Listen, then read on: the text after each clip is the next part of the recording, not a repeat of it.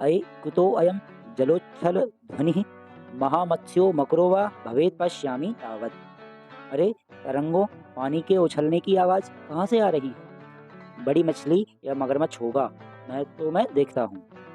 पुरुषम एकम सिक्ताभिः सेतु निर्माण प्रयासम कुर्वाणम दृष्ट्वा साहसम। एक पुरुष को रेत से पुल बनाने का प्रयास करते हुए वह देखता है और देखकर हंसते हुए कहता है, क्या कहता है? हन्तः नास्त्य भावो जगति मूर्खाणां तीव्र प्रवाहायां नद्यां मूढ़ो अयं सिक्ताभिः सेतुं निर्मातुं प्रयतते। अर्थात हाय, संसार में मूर्खों की कमी नहीं, तेज बहाव वाली नदी में यह मूर्ख रेत से पुल बनाने का प्रयास कर रहा है।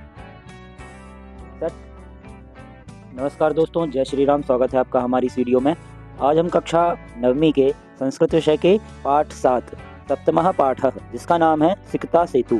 सिक्ता सेतु का अर्थ होता है रेत का पुल। ठीक है, तो प्रस्तुत नाट्यांश सोमदेव विरचितम कथा सरित सागरः इत्यस्य सप्तमध्यायोपरि आधारितो अस्ति। अर्थात प्रस्तुत नाट्यांश सोमदेव द्वारा रचित कथा सरित सागर के 7वें अध्याय पर आधारित है।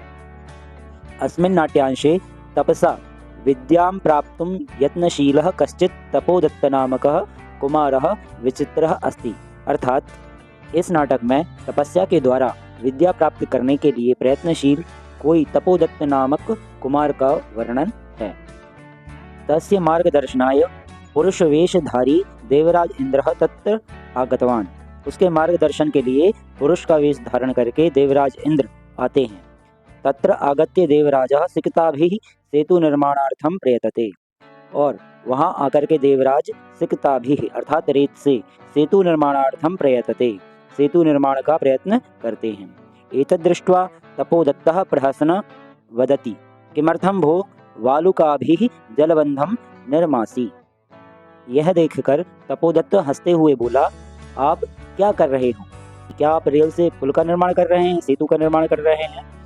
तब ततो देवराजः प्रतिवक्ति, यद यद अध्ययनं श्रवणं पठनं विना यदि त्वं विद्यां प्राप्तुं शक्नोसि तदा अहमपि बालुकाभिः सेतु निर्माणं कर्तुं शक्नोमि। अर्थात तब देवराज उत्तर देते हैं कि जब अध्ययन, श्रवण और पढ़े बिना तुम विद्या प्राप्त कर सकते हो तो मैं भी रेत से पुल का निर्माण कर सकता हूँ। देवराजस्य अभिप्रायं ज्ञात्वा तपोदत्तः विद्या प्राप्ति कामः गुरुकुलम गतवान। देवराज का अभिप्राय जानकर तपोदत्त विद्या प्राप्ति के लिए गुरुकुल जाता है। ठीक है, तो ये इस पाठ के बारे में पाठ का संक्षिप्त परिचय था। इसमें तपोदत्त नाम का एक व्यक्ति होता है जो बिना पढ़ाई लिखाई किए विद्या प्राप्त करना चाहता है तपस्या के माध्यम से। तो देवराज उसका मार्गदर्शन करने के लिए एक मनुष्य के रूप में आते हैं और उसे समझाते हैं, यदि बिना अध्ययन के और श्रवण मनन के तुम विद्या प्राप्त कर सकते हो तो मैं भी रेत से पुल का निर्माण कर सकता हूँ। मतलब जैसे रेत अकेले से पुल का निर्माण नहीं हो सकता, वैसे ही तपस्या अकेले करने से, बिना पढ़ाई लिखाई करने से विद्या प्राप्त नहीं होती। तो आइए पाठ प्रारंभ करते हैं। ततः प्रविशति तपस्या रतः तपोदत्तः। तब तपस्या में लीन तपोदत्त प्रवेश करता है।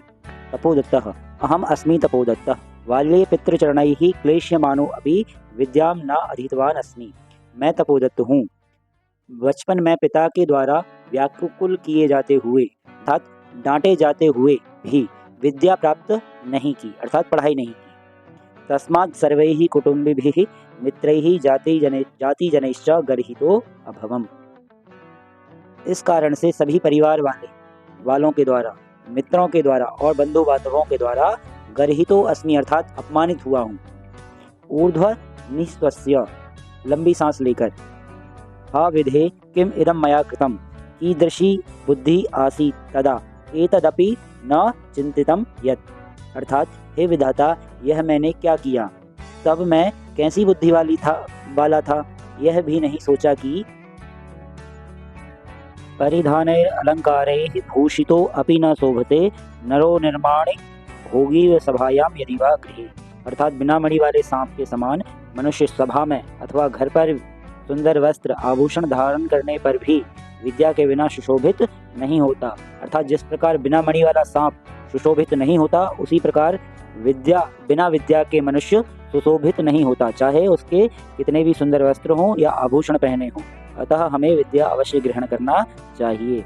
इसके बाद आगे किंचित विमृश्य अर्थात कुछ विचार करके, वह कुछ विचार करता है और फिर सोचता है कि भवतु किम एतेन, ठीक है ऐसा सोचने से क्या, दिवसे मार्ग भ्रांतः संध्याम यावत यदि गृहम उपैति तदपि वरम, अर्थात दिन में रास्ता भटका हुआ व्यक्ति यदि शाम को घर आ जाए तो श्रेष्ठ है। नास्तो भ्रांतो मन्यते, वह व्यक्ति भटका हुआ नहीं माना जाता है।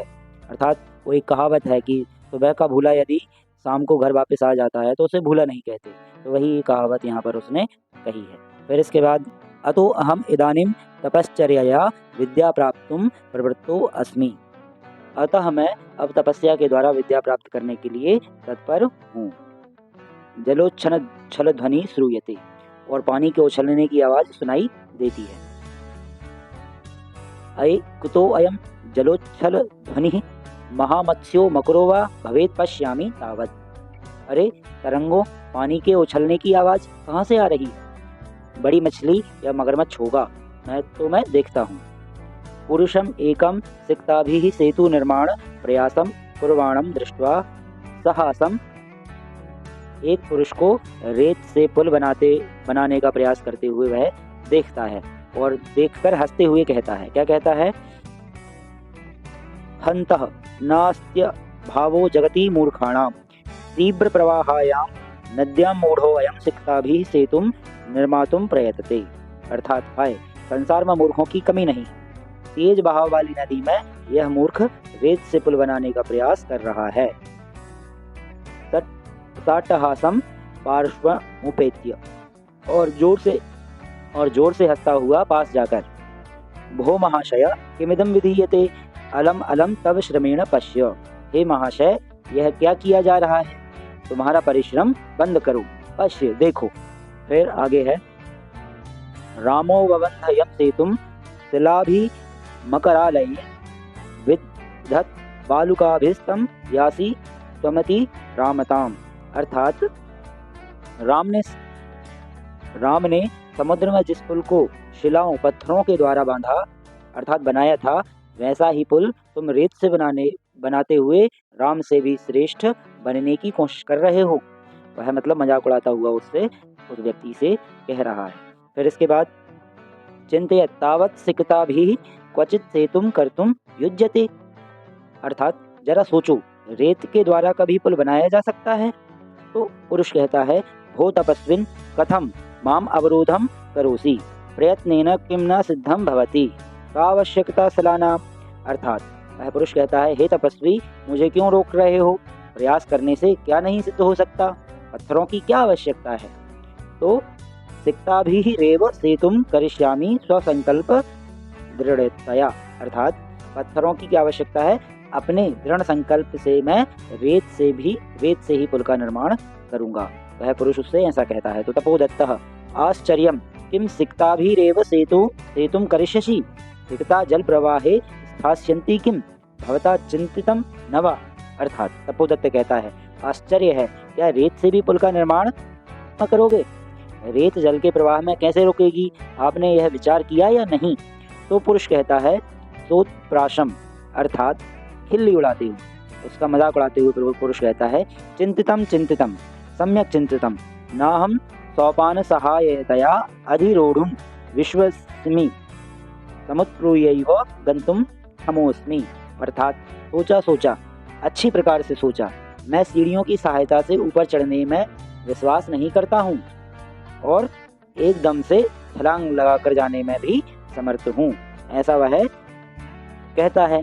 तो पुरुष तपोदत्त कहता है सम्यक व्यंग्यम, अर्थात उसका मजाक उड़ाते हुए वह कहता है, साधु आंजनेयमप्यति क्रामस्ति, अर्थात उसका मजाक उड़ाते हुए वह कहता है, अच्छा अंजनी पुत्र हनुमान को भी लांग अर्थात पीछे छोड़ रहे हो। फिर इसके बाद में पुरुष सविमर्शम विचार करके, को अत्र संदेह किंच, इसमें कोई संदेह है अर्थात कोई संदेह नहीं है, क्योंकि आगे है बिना लिप्यक्षर ज्ञानम तपोभिरेव केवलम यदि विद्यावसे स्यूते स्युस्ते सेतुरेव तथा मम। अर्थात यदि विद्या लिपि अक्षर और ज्ञान के बिना केवल तपस्या से ही तुम्हारे वश में हो सकती है तो वैसे ही पुल मेरे वश में है। अर्थात जैसे तुम लिपि अक्षर और ज्ञान के बिना केवल तपस्या से ही विद्या प्राप्त कर सकते हो वैसे ही बिना पत्थरों के मैं केवल रेत से ही पुल बना सकता हूँ। वह यह तपोदत्त से कहता है। तो तपोदत्त को अपनी गलती समझ में आ जाती है। तपोदत्त सवै लक्ष्यम आत्मगतम लज्जापूर्वक अपने आप से कहता है अये मामेवोद्दिश्य भद्रपुरुषोऽयम् अयम् अधिक्षिपति नूनं सत्यम अत्र पश्यामि अक्षर ज्ञानम विनैव विदुष्यम वैदुष्यम अवाप्तुम अभिलषामि तदीयं भगवत्या शारदायाः अवमानना गुरुगृहं गत्वैव विद्याभ्यासो मया करणीयः पुरुषार्थैरेव लक्ष्यं प्राप्यते। अरे यह भला पुरुष मुझे उद्देश्य करके ही आरोप लगा रहा है। निश्चय ही इसमें सत्य देखता हूँ। मैं अक्षर ज्ञान के बिना ही विद्वत्ता अर्थात विद्या प्राप्त करना चाह रहा हूँ। तब तो यह देवी सरस्वती का अपमान होगा। मुझे गुरुकुल जाकर ही विद्या का अभ्यास करना चाहिए। परिश्रम से ही लक्ष्य प्राप्त किया जाता है। प्रकाशम प्रकट रूप में कहता है भो नरोत्तमः नाहं जाने यत् को अस्ति भवान् परंतु भवद्भिः उन्मीलितं मे नयन युगलम् तपोमात्रेण विद्यामवाप्तुं प्रयत्मानः अहमपि सिक्ताभिरेव सेतु निर्माण प्रयासं करोमि तदिदानीं विद्याध्ययनाय गुरुकुलम एव गच्छामि। हे पुरुष श्रेष्ठ, मैं यह नहीं जानता कि आप कौन हैं, परंतु आपने मेरी दोनों आंखें खोल दी। तपस्या मात्र से विद्या प्राप्त करने का प्रयत्न कर रहा हूँ। मैं भी रेत से पुल बनाने का प्रयास कर रहा हूँ। अर्थात तपस्या से विद्या प्राप्त करना रेत से पुल बनाने के ही समान है। अब मैं विद्या अध्ययन के लिए गुरुकुल ही जा रहा हूँ। तब प्रणामम गच्छति और प्रणाम करके वह चला जाता है। और अब हम इस पाठ का अभ्यास कार्य करेंगे। तो पहला वाला प्रश्न है, इसमें कहा गया है एक पदेन उत्तरम लिखत, एक शब्द में उत्तर दीजिए। इसमें पहला वाला प्रश्न है कह बाल्ये विद्याम न अधीतवान, बाल्यकाल में किसने विद्या नहीं प्राप्त की थी। तो किसने प्राप्त नहीं की थी? तपोदत्त ने। फिर दूसरा प्रश्न है इसके बाद इसी का, तपोदत्तः कया विद्याम अवाप्तुं प्रवृत्तः अस्ति। तपोदत्त किस प्रकार विद्या प्राप्त करना चाह रहा है? तो तपश्चर्यया अर्थात तपस्या के द्वारा। अगला प्रश्न है मकरालये कः सिक्ताभिः सेतुं बबन्धः। उत्तर हो जाएगा रामः। अगला प्रश्न है इसी का, मार्ग भ्रांतः संध्यां कुत्र उपैति। तो उत्तर हो जाएगा गृहम्। अगला प्रश्न है पुरुषः सिक्ताभिः किं करोति। तो उत्तर हो जाएगा सेतु निर्माणम। ठीक, इसके बाद इसमें दूसरा वाला प्रश्न है इसका, अधोलिखितानां प्रश्नानाम् उत्तराणि संस्कृत भाषया लिखत। नीचे दिए गए प्रश्नों के उत्तर संस्कृत भाषा में लिखिए। तो पहला प्रश्न है अनधीत तपोदत्तः कैः गर्हितो अभवत्। तो उत्तर हो जाएगा अनधीत तपोदत्तः कुटुम्बिभिः मित्रैः जातिजनैश्च गर्हितो अभवत्। दूसरा प्रश्न है इसी का, तपोदत्तः केन प्रकारेण विद्यामवाप्तुं प्रवृत्तो अभवत्। उत्तर हो जाएगा तपोदत्तः तपश्चर्यया विद्यामवाप्तुं प्रवृत्तो अभवत्। अगला प्रश्न है तपोदत्तः पुरुषस्य काम चेष्टां दृष्ट्वा स अहसत्। उत्तर होगा इसका तपोदत्तः सिक्ताभिः सेतु निर्माणस्य प्रयासं कुर्वाणं पुरुषं दृष्ट्वा अहसत्। अगला प्रश्न है तपोमात्रेण विद्या प्राप्तुं कस्य प्रयासः कीदृशः कथितः। तो उत्तर हो जाएगा तपोमात्रेण विद्यामवाप्तुं प्राप्तुं तस्य प्रयासः सिक्ताभिः सेतु निर्माण प्रयासः कथितः। अगला प्रश्न है इसी का, अन्ते तपोदत्तः विद्या ग्रहणाय कुत्र गतः। तो उत्तर होगा अन्ते तपोदत्तः विद्या ग्रहणाय गुरुकुलम गतः। इसके बाद तीसरा वाला प्रश्न है, इसमें भिन्न वर्गीय पदम चिन्ह अर्थात भिन्न शब्द आपको चयन करके लिखना है। जैसे उदाहरण दिया है अधिरोढ़ुम गतुम सेतुम निर्मातुम, यहाँ पर सेतुम शब्द जो है वो भिन्न है। वैसे ही कवाले में देखेंगे निश्वासस्य चिंतयः विमृश्य उपैत्य, यहाँ पर अलग भिन्न शब्द है चिंतय। खवाले को देखेंगे विश्वसिति विश्वस्मि पश्यामि करिष्यामि अभिलषामि, यहाँ पर भिन्न शब्द होगा करिष्यामि। तीसरा वाला है तपोभिः दुर्बुद्धिः सिक्ताभिः कुटुम्बिभिः, यहाँ पर दुर्बुद्धि शब्द है। इसके बाद अगला देखेंगे, इसमें रेखांकितानि सर्वनाम पदानि कस्मै प्रयुक्तानि। तो यहाँ पर सर्वनाम शब्द जो है किसमें प्रयोग किए गए हैं वो लिखना है। ठीक है, तो किसके लिए प्रयोग किया गया है वो लिखना है। तो अलम अलम तब श्रमेण, तो ये तब जो शब्द है सर्वनाम शब्द है वह किसके लिए प्रयोग किया गया है, तो यह प्रयोग किया गया था पुरुष के लिए, तो हो जाएगा पुरुषायो। फिर इसके बाद न अहम सोपान मार्गेण रट्टमद्धि रूढ़ुम विश्वस्मि, यह अहम शब्द जो है वह किसके लिए प्रयोग किया गया था पाठ में, तो पुरुषाय, पुरुष के लिए। फिर तीसरा वाला देखेंगे चिंतितम भवता नवा, तो भवता ये शब्द है किसके लिए प्रयोग किया गया था, तो पुरुषाय, पुरुष के लिए। फिर चौथा वाला देखेंगे गुरुगृहम गत्वैव विद्याभ्यासो मया करणीय, मया शब्द है वह किसके लिए प्रयोग किया गया था, तो तपोदत्ताय, तपोदत्त के लिए। अगला है भवद्भिः उन्मीलितं मे नयन युगलम, ये मे जो शब्द है वह किसके लिए यूज किया गया था, तो तपोदत्ताय, तपोदत्त के लिए। तो ठीक है, इसके बाद अधोलिखितानि कथनानि कह कम प्रति कथयति, नीचे दिए गए वाक्य कितने किससे कहे हैं वो लिखना है। तो हा विधे किमिदम मया कृतम, ये वाक्य तपोदत्त का है, आत्मानम अर्थात स्वयं को कहा था उसने। भो महाशय किमिदम विधीयते, ये वाक्य तपोदत्त ने पुरुष को कहा था, तपोदत्तः पुरुषम। तीसरा वाक्य है भो तपस्विन कथम माम उपरुणसि, यह वाक्य पुरुष का है तपोदत्त के लिए, तपोदत्त को। अगला है सिकता जल प्रवाहे स्थास्यन्ति किम, ये वाक्य तपोदत्त का है और उसने कहा था पुरुष को। अगला है लास्ट वाला ना हम जाने को अस्ति भगवान, यह वाक्य तपोदत्त का है और पुरुष को कहा था। फिर इसके बाद स्थूल पदान्यधिकृत्य प्रश्न निर्माण करें, स्थूल शब्दों को आधार बनाकर प्रश्न वाक्य निर्माण करिए।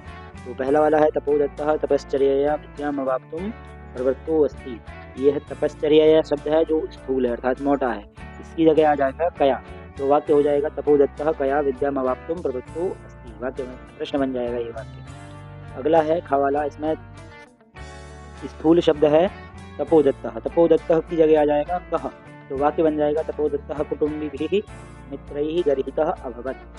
फिर तीसरे वाले वाक्य में नद्याम शब्द स्थूल शब्द है, नद्याम की जगह आ जाएगा कस्याम, या कुत्र भी लिख सकते हैं, कस्याम आ जाएगा। ठीक है, तो वाक्य बन जाएगा पुरुषः कस्याम सिकताभिः सेतु निर्माणं प्रयतते। अगला है तपोदत्तः अक्षर ज्ञानम विनैव वैदुष्यम अवाप्तुम अभिलषति, अक्षर ज्ञानम शब्द की जगह आ जाएगा कम, तो वाक्य हो जाएगा तपोदत्तः कम विनैव वैदुष्यम अवाप्तुम अभिलषति। तो इसके बाद अगला है इसी का तपोदत्तः विद्याध्ययनाय गुरुकुलम अगच्छत्, विद्याध्ययनाय की जगह आ जाएगा किमर्थम, तो वाक्य हो जाएगा तपोदत्तः किमर्थम गुरुकुलम अगच्छत्। फिर इसके बाद चा वाला देखेंगे गुरुगृहम गत्वैव विद्याभ्यासः करणीयः, गुरुगृहम की जगह आ जाएगा कुत्र, तो कुत्र गत्वैव विद्याभ्यासः करणीयः। इसके बाद अगला वाला प्रश्न देखेंगे, इसमें उदाहरणम अनुसृत्य अधोलिखित विग्रह पदानां समस्त पदानि लिखत, उदाहरण का अनुसरण करते हुए विग्रह पद का समस्त पद लिखिए। जैसे संकल्प से सातत्येन का हो जाएगा संकल्प सातत्येन, फिर वैसे ही अक्षराणाम ज्ञानम का अक्षर ज्ञानम, सिक्तायाः सेतु का सिक्ता सेतु, पितुः चरणै का पितृचरणैः, गुरोः गृहम का गुरुगृहम, विद्यायाः अभ्यासः का विद्याभ्यासः। अब अगला वाला प्रश्न देखेंगे इसी का, इसमें कहा गया है उदाहरणम अनुसृत्य अधोलिखितानां समस्त पदानां विग्रहम कुरुत, तो समस्त पद का विग्रह करना है। जैसे नयन युगलम का हो जाएगा नयनयोः युगलम, वैसे ही जल प्रवाहे का जलस्य प्रवाहे, तपश्चर्यया का तपसाचर्यया, जलोच्छल ध्वनि का हो जाएगा जलस्य उच्छल ध्वनि, सेतु निर्माण का हो प्रयासः का हो जाएगा सेतु निर्माणस्य प्रयासः। अब इसके बाद ये अगला है, इसमें कहा गया है कि उदाहरणम अनुसृत्य कोष्ठकात् पदम आदाय नूतनम वाक्यद्वयम रचयत, इसमें हमें क्या करना है, जो कोष्ठक में शब्द दिए गए हैं उनका विभक्ति के साथ में लिख करके प्रयोग करना है। जैसे अलम चिंतया, तो अलम शब्द का तृतीय विभक्ति के साथ प्रयोग करना है, जैसे अलम भयेन, अलम कोलाहलेन। जब वैसे ही खवाले में देखेंगे माम अनु स गच्छति, तो ग्रह और पर्वत शब्द हैं, तो ग्रहम अनु उद्यानः अस्ति, पर्वतम अनु नगरः अस्ति। यहाँ पर भी द्वितीय विभक्ति का उपयोग किया है। यहाँ पर तीसरे में देखेंगे अक्षर ज्ञानम विनैव वैदुष्यम प्राप्तुम अभिलषति सी। तो यहाँ पर द्वितीय विभक्ति का प्रयोग करना है बिना शब्द के साथ में। तो परिश्रमम बिना लक्ष्यम प्राप्ति न भविष्यति, अभ्यासम बिना सफलता न प्राप्स्यते।